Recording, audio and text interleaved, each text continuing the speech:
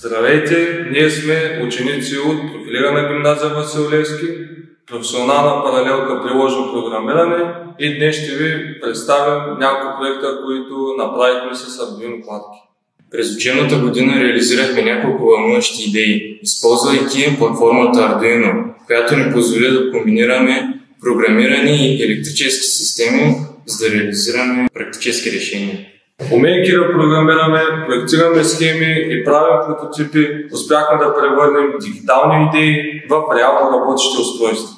Работата по тези проекти ни даде ключови умения от електроника до логическо мислене и креативност. С помощта на Arduino не само програмираме, а и мислим като съвременни инженери и иноватори. Първият проект е паратроникът. Той използва ултразвуков сензор, който измерва разстоянието до обект. Когато нещо се доближи на по-малко от 30 см, при приближаване на обекта, матрицата започва да се запълва по диагонал. Освен това, има аларма, която издава звук. Колкото по-близо е обектът, честотата на звуковия сигнал се увеличава.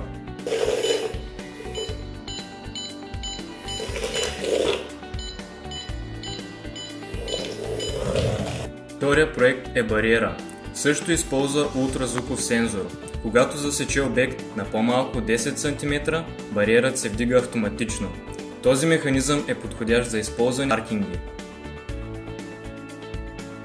Един от интересните проекти, който сме правили до сега, е тази кола с дистанционно.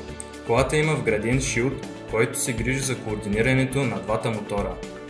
В проектът използваме Arduino Uno за задвижването и Arduino Nano за управлението, като двете платки си взаимодействат с помощта на безжична връзка.